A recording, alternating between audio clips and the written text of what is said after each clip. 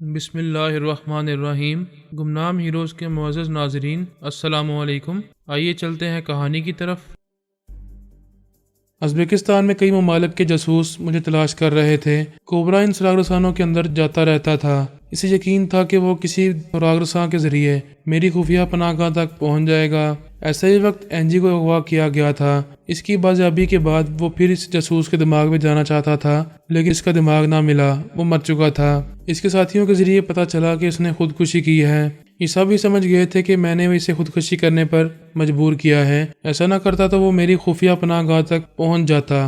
یہ درست تھا۔ میں اسلامی تنظیم کے عہدیداروں اور جاں بازوں کے دماغوں میں جاتا رہتا تھا۔ میرے دشمنوں میں جو بھی وہاں کے ڈمی فرات کے لیے خطرہ بنتا تھا، میں اسے ہمیشہ کے لیے ختم کر دیتا تھا۔ اس طرح امریکہ اور اس کے اتحادیوں کو یقین ہوتا جا رہا تھا کہ میں ازبکستان میں ہوں۔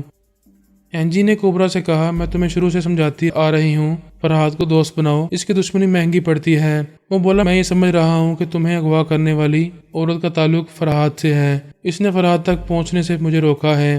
دوسرے پہلو سے بھی سوچو، فرحات چاہتا تو مجھے اغوا کرنے والے میری عزت کی دھجیاں اڑا دیتے، پھر میں کس منہ سے تمہارے پاس آتی؟ اگر وہ ایسا کرتے تو میں ان میں سے کسی کو زندہ نہ چھوڑتا۔ کیا انہیں مار ڈالنے سے میری لٹی ہوئی عزت واپس مل جاتی؟ میں تو تمہیں منہ دکھانے سے پہلے ہی خودکشی کر لیتی۔ وہ پریشان ہو کر سوچنے لگا۔ این جی نے کہا، تمہیں ایک ہی بات سوچنا ہے اور سمجھنا ہے، ہم فرحات کو دوست بنا کر امن و امان اور سکون سے رہ سکیں گے۔ تم ٹھیک کہتی ہو، میں تمہاری سلامتی چاہتا ہوں، تمہاری خاطر ازبکستان نہیں جاؤں گا، فرحات سے دور رہوں گا۔ وہ این جی سے بحث نہیں کرنا چاہتا تھا، اسے خوش رکھنا چاہتا تھا۔ اس نے فیصلہ کیا کہ آئندہ این جی کو یہ نہیں بتائے گا کہ وہ مجھے تلاش کرنے اور مجھے ٹریپ کرنے میں مصروف رہتا ہے۔ وہ چپ چاپ میرے خلاف اپنے منصوبوں پر عمل کرتا رہے گا۔ ازبک اسلامی تنظیم میں ایک لیڈی ڈاکٹر جمیلہ بہت اہم تھی۔ وہ کسی بیمار یا زخمی جاں بازوں کے علاج کے سلسلے میں مختلف پناہ گاہوں میں جایا کرتی تھی۔ وہ کسی دن اس پناہ گاہ میں بھی پہنچ سکتی تھی جہاں میرا ڈمی چھپا ہوا تھا۔ راسپوٹین نے کرونا کو ڈاکٹر جمیلہ کے دماغ میں پہنچایا تھا اور اسے جمیلہ کی یہ کمزوری بتائی تھی کہ وہ اپنے اکلوتے جوان بیٹے کو جان سے زیادہ چاہتی ہے۔ کبھی ضرورت کے وقت اس کے بیٹے کا اغوا کر کے جمیلہ سے اپنی مرضی کے مطابق کام لیا جا سکتا ہے۔ کرونا اب راسپوٹین کے ہاتھوں سے نکل چکی تھی۔ اس نے جمیلہ اور اس کے بیٹے پر مختصر سا ترمیمی عمل کر کے ان کے دماغوں کو لاک کر دیا تھا۔ راسپوٹین اب ان ماں بیٹے تک پہنچ کر انہیں اپنا علاقار نہیں بنا سکتا تھا۔ وہ اس بات پر جھنجھلا رہا تھا، کرونا کو پھر سے ٹریپ کر کے اس سے انتقام لینا چاہتا تھا۔ وہ گوا میں دیوراج کھوٹے کے بنگلے میں عیش کر رہی تھی۔ عیش کرانے کے لیے ارمان علی جیسا تگڑا قدور جوان مل گیا تھا۔ دیوراج اس کا مامور اور محکوم تھا۔ وہاں سب بھی اسے یہ کہتا پھرتا تھا کہ ارونا کھوٹے یعنی کرونا اس کی سگی بہن ہے، بچپن سے دہلی میں رہتی تھی، اب اسے گوا لے آیا ہے اور شیکر اس کا بہنوئی ہے۔ کرونا وہاں خود کو پوری طرح محفوظ سمجھ رہی تھی۔ ایسے وقت راسپوٹین خیال خانی کے ذریعے وہاں پہنچ گیا۔ وہ دیوراج کے اندر رہ کر اس کے حالات معلوم کر رہا تھا۔ اگر وہ جسمانی طور پر وہاں پہنچتا تو فوراً ہی کرونا کی گردن دبوچ کر اسے اپنی کنیز بنا لیتا۔ اس نے یہ معلوم کیا کہ ارمان نامی ایک قدور صحت مند جوان اس کا باڈی گارڈ ہے، لہذا اس پر حملہ کر کے اسے زخمی کر کے اس کے دماغ میں پہنچنا آسان نہ ہوگا۔ اس نے سوچا جلد بازی سے کام بگڑ جائے گا، تقریباً 24 گھنٹے تک کرونا کی مصروفیات کے بارے میں معلوم کیا جائے، پھر موقع ملتا ہی اسے دبوچ لیا جائے۔ دیوراج کی سوچ نے اسے بتایا کہ اس وقت کرونا ایک بیڈ روم میں ارمان کے ساتھ ہے، اس کے ہنسنے بولنے کی آوازیں سنائی دے رہی ہیں۔ راسپوٹین اور جھنجھلا رہا تھا کہ اس کی داشتہ دوسرے کے ساتھ رنگ رلیاں منا رہی ہے۔ وہ ارمان کی بھی طاق میں رہا، اسے بھی ٹیلی پیتھی کے ذریعے دبوچ کر وہ کرونا کے بالکل قریب پہنچ سکتا تھا۔ اس نے 1 گھنٹے بعد دیوراج کے اندر آ کر معلوم کیا، پتہ چلا بیڈ روم میں گہری خاموشی ہے۔ کرونا مستیاں کرنے کے بعد تھک کر سو گئی ہوگی۔ ارمان بھی بیڈ روم سے باہر نہیں آیا تھا، وہ بھی سو رہا ہوگا۔ ایسے وقت ان دونوں کو قابو میں کیا جا سکتا تھا۔ دیوراج نے راسپوٹین کی مرضی کے مطابق اس بیڈ روم کا دروازہ کھولنا چاہا، وہ اندر سے بند تھا۔ اس کی سوچ نے بتایا کہ اس کے پاس دروازے کی دوسری چابی ہے، وہ اسے کھول کر اندر جا سکتا ہے۔ راسپوٹین نے اسے ایسا کرنے پر مائل کیا۔ وہ اپنی الماری سے چابیوں کا ایک گچھا نکال کر لے آیا، ان میں سے 2-4 چابیوں کو آزمایا تو ایک چابی سے دروازہ کھل گیا۔ وہ آہستگی سے دروازہ کھول کر جھانکنے لگا۔ بیڈ پر کرونا بے حجابانہ ارمان سے لپٹی سو رہی تھی۔ وہ دبے قدموں اندر آ گیا۔ بیڈ کے سرہانے پھلوں کے ساتھ ایک چاقو رکھا ہوا تھا۔ راسپوٹین نے اس کی سوچ میں کہا، مجھے اس چاقو کو اٹھا کر اپنی اس بہن کو زخمی کرنا چاہیے۔ میں اسے قتل نہیں کروں گا، اس کے بازو پر چاقو سے ہلکی سی خراش لگاؤں گا۔ وہ دبے قدموں چلتا ہوا چاقو کے پاس آیا۔ کرونا بے خبر سو رہی تھی۔ اس نے چاقو اٹھا کر اس کے دستے کو مضبوطی سے گرفت میں لیا۔ ایسے وقت اس کے اندر کرونا کی آواز ابھری۔ وہ کہہ رہی تھی، دیوراج میں بہت دیر سے تمہارے خیالات پڑھ رہی ہوں۔ تم میرے معمول اور فرمان بردار ہو، لیکن تمہارے اندر میرے خلاف منفی خیالات پیدا ہو رہے ہیں۔ صاف ظاہر ہو رہا ہے کہ کوئی تمہارے اندر چھپا ہوا ہے، تمہیں میرے خلاف بھڑکا رہا ہے۔ دیوراج کے ہاتھ سے چاقو چھوٹ کر گر پڑا۔ وہ پریشان ہو کر بولا، میں نہیں جانتا کہ تمہارے بیڈ روم میں بے اختیار کیسے آ گیا۔ میرے اندر یہ سوچ پیدا ہو رہی تھی کہ میں تمہیں ہلاک نہیں کروں گا، صرف زخمی کروں گا۔ وہ آنکھیں کھول کر بیٹھ گئی، اپنا لباس پہنتے ہوئے بولی، کوئی تمہارے ذریعے مجھے زخمی کر کے میرے اندر آنا چاہتا ہے۔ میں تمہارے اندر چھپے ہوئے دشمن سے پوچھ رہی ہوں، تم کون ہو؟ اس نے حیرانی سے پوچھا، کیا میرے اندر کوئی تمہارا دشمن چھپا ہوا ہے؟ وہ بولی، تم خاموش رہو، میں اپنے دشمن سے کہہ رہی ہوں، مجھ سے دشمنی بہت مہنگی پڑے گی، مجھ سے کھل کر بات کرو، تم کون ہو؟ میں تمہارا بھائی دیوراج کھوٹے ہوں۔ وہ ڈانٹ کر بولی، شٹ اپ، تم سے کہہ چکی ہوں، خاموش رہو، ابھی تمہارے اندر چھپا ہوا شخص بولے گا۔ راسپوٹن سوچ رہا تھا، میری تدبیر ناکام ہو رہی ہے، یہ کتیا بہت چالاک ہے، ابھی گہری نیند سونے کا بہانہ کر رہی تھی، میں دھوکہ کھا گیا، اب یہ میرے ہاتھ سے نکلنے والی ہے۔ کرونا نے کہا، جواب دو، تم کون ہو؟ ویسے میں یقین سے کہہ سکتی ہوں تم راسپوٹن ہو، اتنا بتا دو تم دیوراج کے دماغ میں کیسے پہنچ گئے؟ وہ بولا، کرونا، میں نے بڑی محنت سے تمہیں اپنا بنا کر رکھا تھا، تمہیں دشمنوں سے اور اینٹی ٹیلی پیتھی دوا سے بچائے رکھنے کے لیے اس دور افتادہ علاقے میں بھیجا تھا۔ میں تمہارا محافظ تھا، دشمن نہیں تھا۔ پھر مجھے دھوکہ دے کر یہاں کیوں آ گئی؟ میں نے آزادی حاصل کی ہے، اب میں تمہاری داشتہ نہیں ہوں۔ تمہیں وارننگ دیتی ہوں، مجھ سے دور رہو، ورنہ ازبکستان میں تمہارے لیے رکاوٹیں پیدا کرتی رہوں گی۔ وہ تو تم پیدا کر چکی ہو۔ میں ڈاکٹر جمیلہ کے ذریعے فرحات تک پہنچ سکتا تھا، تم نے اس کے دماغ کو لاک کر کے مجھے حاصل ہونے والی بہت بڑی کامیابی کا راستہ بند کر دیا ہے۔ آئندہ بھی بہت کچھ ہوگا، اگر چاہتی ہو کہ تمہارے راستے کی دیوار نہ بنوں تو مجھے اپنی ممولہ بنانے کے ارادے سے باز آ جاؤ۔ میری جان، تم زبردست ہو، میرے لیے بہت اہم ہو، میں زندگی بھر تمہیں اپنے ساتھ رکھنا چاہتا ہوں، پلیز میری بن جاؤ۔ میں دوست بن سکتی ہوں، داشتہ نہیں بنوں گی، تمہیں کبھی اپنے دماغ میں نہیں آنے دوں گی۔ کبھی برے وقت میں تم میرے کام آؤ گے اور میں تمہارے کام آیا کروں گی۔ ہمارے درمیان پہلے جیسا گہرا رشتہ قائم ہوگا تو ہم ہمیشہ ایک دوسرے کے کام آتے رہیں گے۔ پہلے تم نے مجھے داشتہ بنا کر گہرا رشتہ قائم کیا، اب تم میرے معمول بن جاؤ، تمہاری نیت میں کھوٹ نہیں ہوگا تو میری بات مان لو گے۔ میں اچھی طرح سمجھ گیا ہوں، نہ تم میری معمولہ بننا چاہو گی نہ میں تمہارا معمول بنوں گا۔ اس فضول بحث کو جانے دو، ہم اچھے دوست بن کر رہیں گے۔ اچھے دوست بننا چاہتے ہو تو میرے قریب آنے کے لیے دیوراج کو اپنا اعلی کار نہ بناؤ۔ تم سے رابطہ کرنے کے لیے کسی کو تو اعلی کار بنانا ہوگا۔ مجھ سے رابطہ کرنا ہو تو سیدھے میرے دماغ میں آ کر اپنا نام بتاؤ، پھر فوراً واپس جاؤ، میں تمہارے دماغ میں آ کر باتیں کیا کروں گی۔ ٹھیک ہے، تمہاری اتنی دوستی بھی بہت ہے، آئندہ میں تمہارے آس پاس رہنے والوں کو اعلی کار نہیں بناؤں گا، میں تمہیں ایسا کرنے کا موقع ہی نہیں دوں گی۔ یہ کہتے ہی اس نے دیوراج کے دماغ میں زلزلہ پیدا کیا۔ وہ تکلیف کی شدت سے چیخیں مارتا ہوا اچھل کر فرش پر گر پڑا، ادھر سے ادھر تڑپنے لگا۔ راسپوٹن نے کہا، یہ کیا کر رہی ہو؟ میں اسے اس قابل نہیں چھوڑوں گی کہ تم اسے اعلی کار بنا سکو۔ تم اس کے اندر رہ کر چاقو سے مجھ پر حملہ کرنے والے تھے، اب ایسا نہیں ہوگا، اب تو ہم دوست ہیں۔ ہماری دوستی کی ایک حد مقرر ہوگی، میں تمہارے اندر آ کر دوستی کروں گی، تمہیں اپنے اندر پہنچنے کا موقع نہیں دوں گی۔ اس نے دوسری بار دیوراج کے اندر زلزلہ پیدا کیا، وہ اس بار تکلیف برداشت نہ کر سکا اور بے ہوش ہو گیا۔ راسپوٹن کو وہاں سے واپس آنا پڑا۔ وہ دماغی طور پر اپنی جگہ حاضر ہو کر سوچنے لگا، کرونا پھر اس کے ہاتھوں سے نکل رہی تھی، دیوراج کے سوا کوئی اور اس کا اعلی کار نہیں تھا، اس بنگلے میں کوئی ملازم بھی نہیں تھا جسے وہ اعلی کار بنا تھا۔ اس نے اعلیٰ بی بی سے رابطہ کر کے کہا، میں بری طرح ناکام ہو رہا ہوں، کرونا پھر میرے ہاتھ سے نکل گئی ہے، اب وہ گوا چھوڑ کر کسی دوسری جگہ چلی جائے گی، پلیز میری مدد کرو۔ کیا میں نے تمہاری مدد کرنے کا ٹھیکہ لیا ہے؟ ایک بار اس کے پاس پہنچایا تھا، پھر وہ کیسے ہاتھ سے نکل گئی؟ وہ بہت چالاک ہے، اس نے معلوم کر لیا کہ میں اس کے قریب آ رہا ہوں، ایک اعلی کار تھا، اس نے اسے بے ہوش کر دیا تھا، جب وہ ہوش میں آئے گا تو پتہ چلے گا کہ وہ گوا چھوڑ کر جا چکی ہے۔ ایک عورت کو اپنی گرفت میں نہیں رکھ سکتے اور چلے ہو فرحات سے ٹکرانے۔ بہرحال میں پھر اسے تلاش کرنے کی کوشش کروں گی، اس کا سراغ ملتے ہی تمہیں اس کے پاس پہنچاؤں گی۔ اعلیٰ بی بی نے اسے ڈمی فرحات اور ازبکستان سے دور رکھنے کے لیے کرونا کے معاملے میں الجھا دیا تھا۔ آئندہ وہ پھر ازبکستان میں مصروف رہنا چاہتا تو وہ پھر اسے کرونا کے قریب پہنچا دیتی، فی الحال وہ اپنی ناکامی پر جھنجلا رہا تھا۔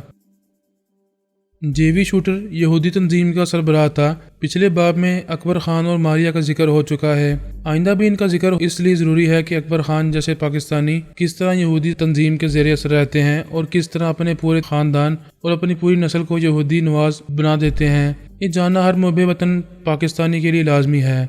ماریہ یہودی تھی، اس نے اکبر خان کو اپنا دیوانہ بنا رکھا تھا۔ یہودی تنظیم کی طرف سے اسے لاکھوں روپے ملتے رہتے تھے۔ اس کے بیٹوں جبار خان اور نعیم خان کو اعلیٰ سرکاری عہدے دلائے گئے تھے اور اس کی بیٹی انیلا لندن میں یہودیوں کے ماحول میں رہ کر تعلیم حاصل کر کے پاکستان آئی تھی۔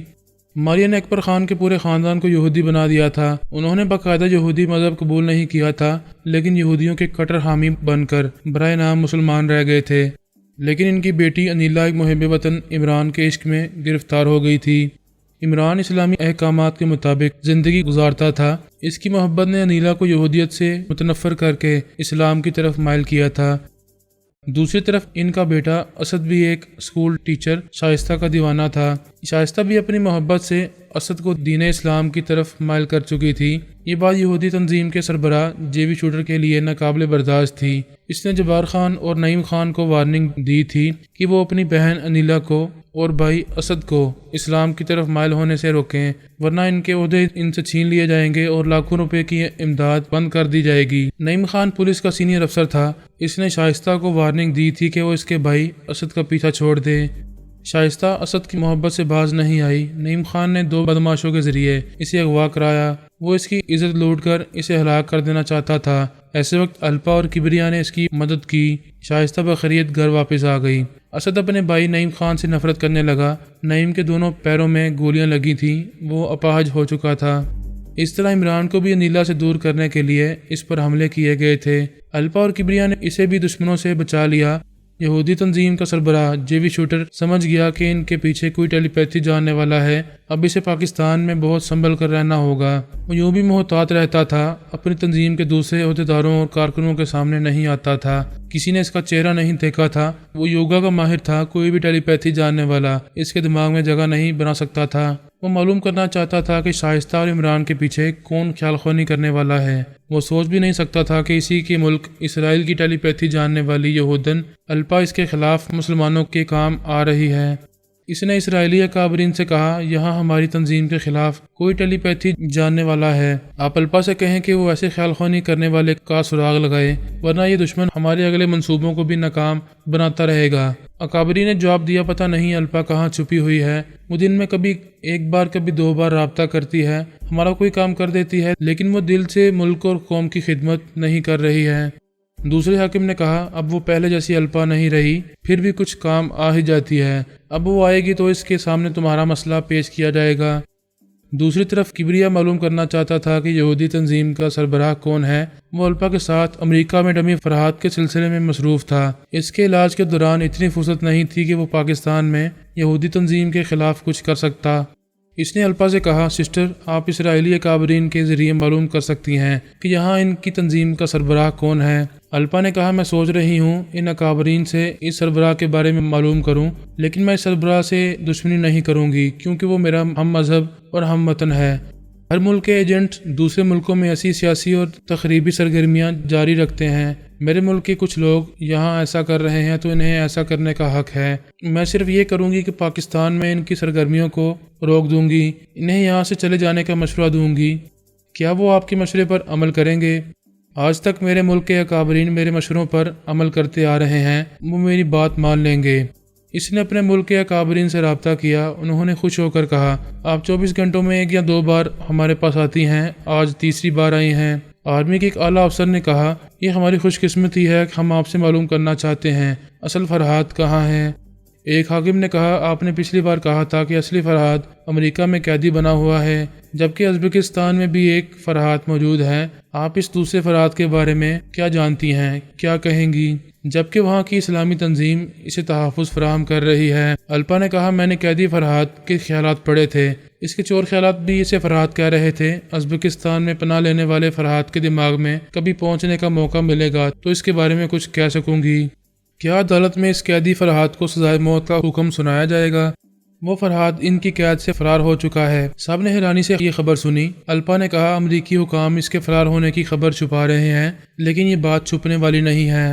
ایک حاکم نے کہا پاکستان میں ہماری یہودی تنظیم کے لیے ایک مسئلہ پیدا ہو گیا ہے، وہاں کوئی ٹیلی پیتھی جاننے والا پہنچا ہوا ہے، وہ ہمارے معاملات میں مداخلت کرنے لگا ہے۔ کیا آپ بتا سکتی ہیں کہ وہ ٹیلی پیتھی جاننے والا کون ہے؟ آپ یہ بتائیں کہ وہاں یہودی تنظیم کا سربراہ کون ہے؟ آپ جانتی ہیں ہمارے خاص عہدیدار اور افسران یوگا کے ماہر ہیں، وہ رپورٹ لے کر اپنے ملک اور قوم کی خدمت کر رہے ہیں، وہ ہم سے بھی چھپتے ہیں، ہم صرف ان کے نام جانتے ہیں اور سروس ریکارڈ میں ان کے کارنامے پڑھتے رہتے ہیں۔ کبریا رازداری سے الپا کے دماغ میں جایا کرتا تھا۔ کبریا کو اس کے چور خیالات بتا رہے تھے کہ وہ اپنے کابرین کی باتوں کو درست سمجھ رہی ہے۔ اس نے یہ معلوم کیا کہ پاکستان میں یہودی تنظیم کے سربراہ کا نام جے وی شوٹر ہے، لیکن وہ کابرین یہ نہیں جانتے تھے کہ جے وی شوٹر اصلی نام ہے یا اس نام کے پیچھے کوئی اور چھپا ہوا ہے۔ اکابرین کے پاس اس کا کوئی ریکارڈ نہیں تھا، وہ نہیں جانتے تھے کہ وہ کس ملک سے آیا ہے اور پاکستان میں کس حیثیت سے رہائش اختیار کیے ہوئے ہے۔ الپا نے کبریا سے کہا صرف اسرائیلی انٹیلیجنس کے 2 اعلیٰ عہدیدار اس کی اصلیت جانتے ہیں اور وہ 2 عہدیدار بھی یوگا کے ماہر ہیں۔ فی الحال جے وی شوٹر تک پہنچنا محال ہے۔ کبریا نے کہا ہم دوسرے ذرائع سے استعمال کریں گے، اس کے خاص ماتحتوں اور اس تنظیم کے اہم کارکنوں کے ذریعے اس کا سراغ لگائیں گے۔ یہ بات یقینی تھی کہ جے وی شوٹر کوئی غیر ملکی ہوگا، پاکستانی اور ایشیائی باشندوں سے مختلف ہوگا۔ پاکستان میں غیر ملکی باشندوں کی تعداد کم ہے، ان میں اسے تلاش کیا جا سکتا تھا۔ کبریا کی 2 طرفہ مصروفیات تھیں۔ وہ ڈمی فرحاد کا علاج کرا رہا تھا، علاج کے ذریعے اس کی ذہنی اور جسمانی توانائی بحال کرا رہا تھا۔ ڈاکٹر نے کہا تھا کہ 24 گھنٹوں کے اندر اچھی طرح چلنے پھرنے کے قابل ہو جائے گا۔ ان 24 گھنٹوں میں الپا اور کبریا یہودی تنظیم کے سربراہ کو تلاش کرنے میں مصروف ہو گئے تھے۔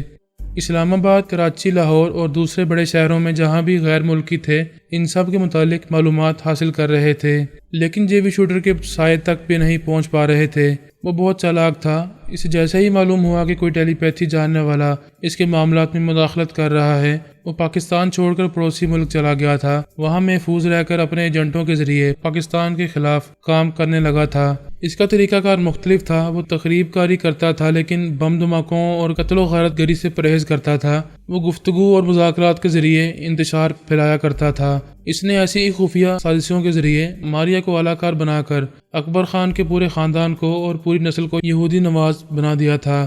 منصوبہ یہ تھا کہ مسلمانوں کو مذہب تبدیل کرنے کی طرف مائل نہ کیا جائے، کیونکہ کوئی اپنے باپ دادا کے مذہب کو نہیں چھوڑتا، البتہ بے شمار لوگوں کے ایمان کو کمزور بنایا جا سکتا ہے۔ وہ دہلی میں تھا، اس کا ایک خاص ماتحت اسلام آباد میں رہتا تھا۔ دہلی سے احکامات ملتے تھے اور وہ خاص ماتحت رندھیر ورما ان پر عمل کرتا تھا۔ رندھیر ورما بھارتی سفیر کا چیف سیکرٹری تھا۔ کوئی شبہ نہیں کر سکتا تھا کہ اس کا تعلق یہودی تنظیم سے ہے، جبکہ یہ بات روز روشن کی طرح عیاں تھی کہ ہندو اور یہودی کبھی مسلمانوں کو پھلتا پھولتا نہیں دیکھنا چاہتے۔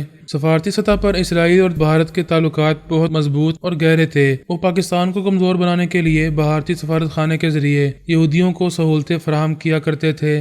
الپا اور کبریا یہودی تنظیم کے اہم کارکنوں کے خیالات پڑھتے رہتے تھے۔ ایک اہم کارکن کے خیالات سے پتہ چلا کہ جو بہت ہی خفیہ احکامات ہوتے ہیں وہ رندھیر ورما کے ذریعے ملتے ہیں۔ الپا نے کبریا سے کہا میں امریکہ میں ڈمی فرحاد کو سنبھال رہی ہوں، تم رندھیر ورما تک پہنچ کر مزید معلومات حاصل کرو۔ ورما فون اور فیکس کے ذریعے یہودی تنظیم کے اعلیٰ عہدیدار سے رابطہ کیا کرتا تھا۔ کبریا نے اس اعلیٰ عہدیدار کے دماغ میں رہ کر اسے فون پر رندھیر ورما سے باتیں کرنے پر مجبور کیا۔ رابطہ ہونے پر ورما کی آواز سنائی دی، ہیلو مسٹر بینجمن، خیریت تو ہے، کیسے یاد کیا؟ بینجمن نے کبریا کی مرضی کے مطابق کہا، ابھی کسی نے مجھے فون پر دھمکی دی ہے، پتہ نہیں کون تھا، کہہ رہا تھا میں پاکستان چھوڑ کر چلا جاؤں ورنہ 24 گھنٹے کے بعد مجھے گولی مار دی جائے گی۔ رندھیر ورما نے کہا کسی انتہا پسند مسلمان نے دھمکی دی ہوگی، شاید اسے معلوم ہو چکا ہے کہ تم یہودی ہو اور یہاں عیسائی بن کر آئے ہو۔